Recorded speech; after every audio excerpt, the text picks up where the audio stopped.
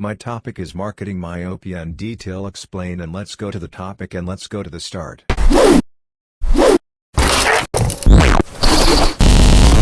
Marketing myopia is a term coined by Theodore Levitt in 1960 in an article that was published in the Harvard Business Review.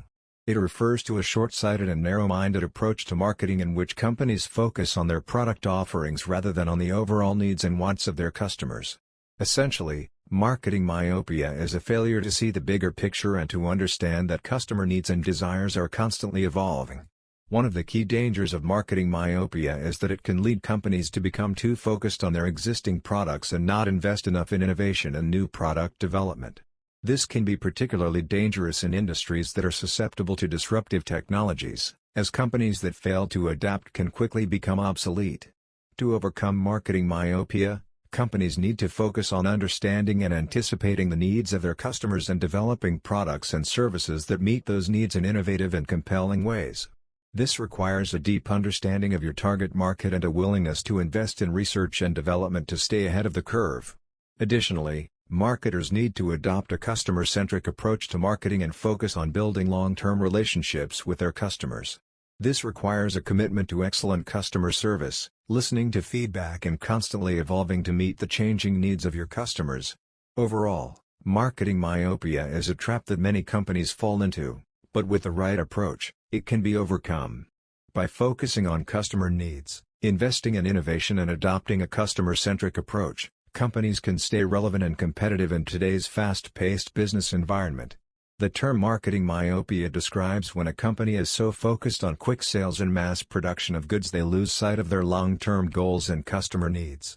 This short-sightedness in a marketing strategy or business model prevents a company from achieving long-term success. The term marketing myopia was first coined by Theodore Levitt in a 1960 Harvard Business Review marketing paper. The gist of Levitt's rhetoric described a severe issue that many businesses were experiencing, namely unsustainable commercial practices. As the term suggests, marketing myopia is a lack of marketing foresight.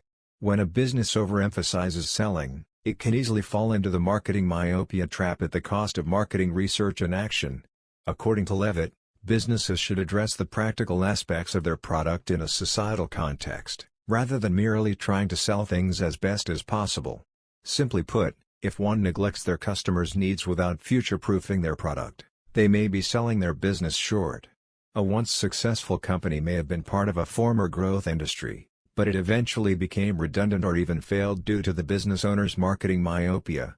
Marketing myopia? Initially, the term market myopia was floated by the Theodore Levitt in the marketing paper. It was published in the Harvard Business Review in 1960, where he said that business can do better than just selling their products.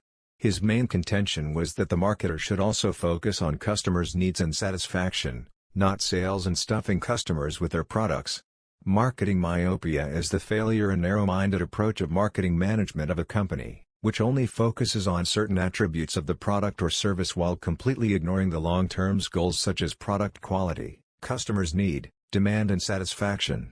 Marketing myopia, first expressed in an article by Theodore Levitt in Harvard Business Review, is a short-sighted and inward-looking approach to marketing that focuses on fulfillment of immediate needs of the company rather than focusing on marketing from consumers' point of view. When a company focuses more on sales than on marketing or consumers' needs, that's when marketing myopia strikes in. Marketing myopia is a situation when a company has a narrow-minded marketing approach and it focuses mainly on only one aspect out of many possible marketing attributes. A brand focusing on the development of high-quality products for customers who disregard quality and only focus on the price is a classic example of marketing myopia. Marketing myopia strikes in when the short-term marketing goals are given more importance than the long-term goals. Some examples are: more focus on selling rather than building relationships with the customers, predicting growth without conducting proper research, mass production without knowing the demand, giving importance to just one aspect of the marketing attributes without focusing on what the customer actually wants, not changing with the dynamic consumer environment. Business, according to Levitt, is actually a customer-satisfying institution and hence should be based on customers' needs and desires. Self-deceiving cycle. Growth is never assured. The business environment is ever-changing and so should be a business. Businesses that don't assess their own capabilities, Competitors, customers' needs, and changing trends always tend to get trapped in a self-deceiving cycle. A belief that growth of the business is guaranteed by growth in population. The belief that there is no competitive substitute for the company's product. Supply creates its own demand, hence mass production. Overestimation of products' qualities without conducting scientific research. If you ever think there is an absence of future problems, there can be a problem in your thinking. Regardless of which number is right, there is no doubt that a lot of time and energy go into marketing products that will no longer exist in a year. Why is this? Some of the failure is likely attributable to the fact that many company leaders, including executives, have what's called marketing myopia, a nearsighted focus on selling products and services, rather than seeing the big picture of what consumers really want. I talked with John Deaton, a professor at Harvard Business School and an authority on consumer behavior and marketing, to better understand this classic concept, its origins, and its relevance to organizations today. A business only anticipates growth. Some companies may believe they are in a growth industry or that their product lines have no competitive substitutes in the market. This leads to a false sense of security, and if the product becomes less desirable over time, the business will lose market shares or profits as the products decrease in demand. By failing to think of the long term, this company will need to craft a new business strategy to recoup revenue. A company lacks clear goals. A successful company should have clear short-term and long-term goals for success and growth. When a small business or company neglects to think about long-term growth strategies and business goals, they focus only on decisions that benefit them in the short term. Leaders want fast results or quick wins. Companies and startups may prioritize short-term goals to see their numbers go up to validate their business, secure funding, and drive immediate revenue. Stakeholders or CEOs want to see positive data. Employees may feel pressure from leaders or higher-ups to produce data that shows their marketing concepts are successful. Teams that feel pressure to perform well may make decisions that show positive results from their marketing efforts in the short term, neglecting to consider the longer-term impacts. Marketing myopia. Even a successful company can sometimes suffer from myopic decision-making. You can learn tips to help you avoid the self-deceiving cycle of marketing myopia by examining case studies and marketing myopia examples. Examples of poor marketing management that led to marketing myopia. Overconfidence. Imagine a successful publishing company that sells many physical copies of books and is confident they will continue to sell hard copy books since they have a loyal customer base. They are so certain of their success they neglect to craft a business strategy that outlines tactics to employ if their sales begin to decline. As sales decline due to the digital age, the lack of a contingency plan leads to a slower conversion of their business model into a digital publishing company.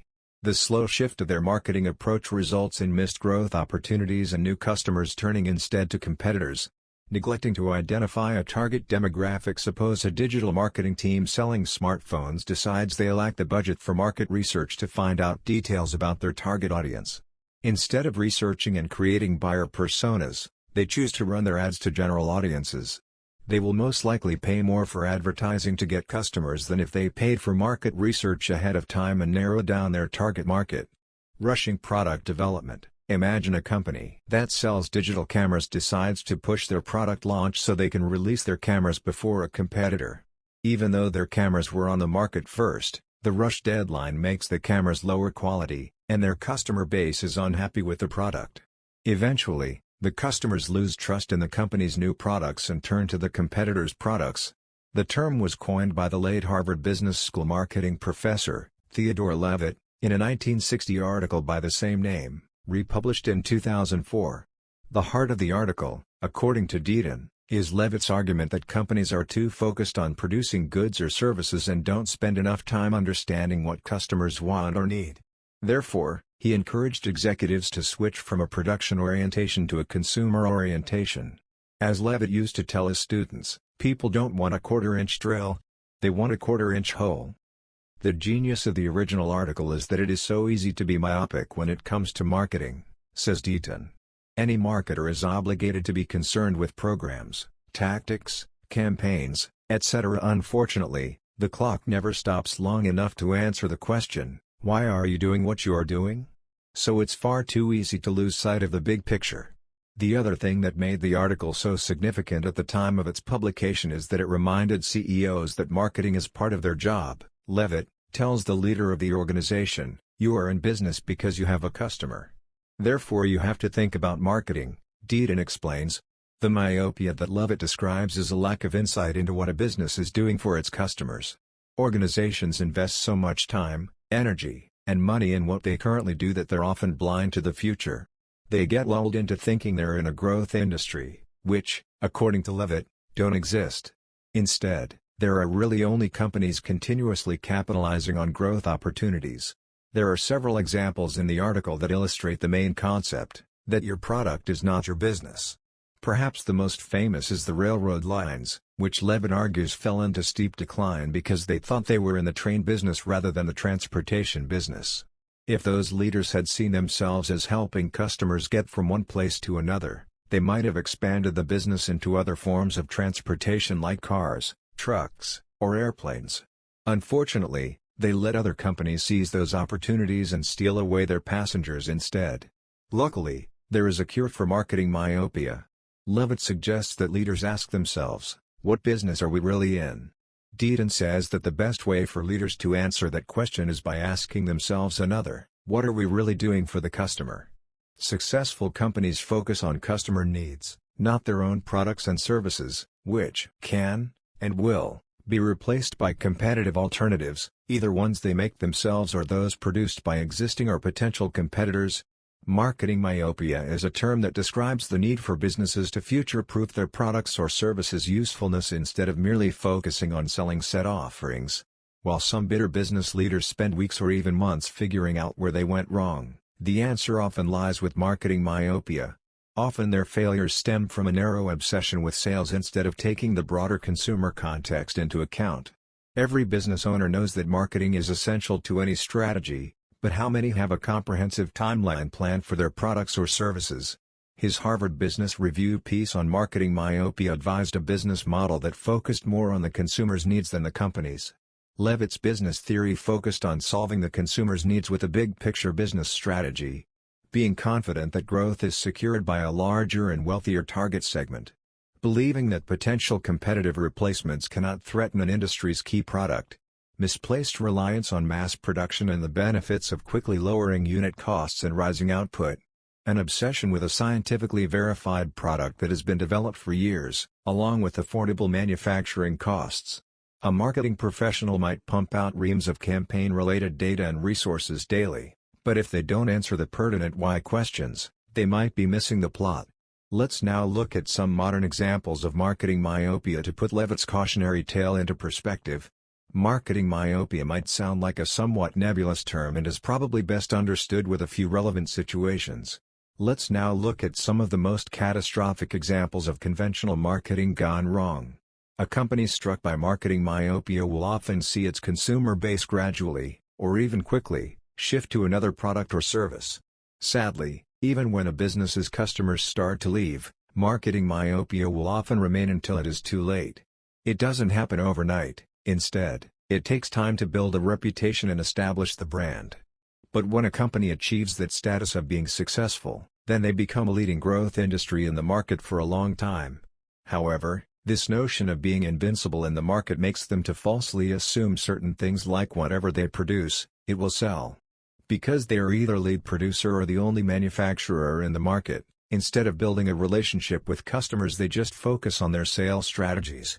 Companies believe there are no competitive substitutes. When a company remains a sole producer in the market without any competitor, then they believe that things would stay the same forever and they will always be at the top. This self-deceiving belief makes them lazy, and they stop investing their resources in research and development to keep on getting better. In the end, a competitor comes in the market with unique features and takes the entire market share.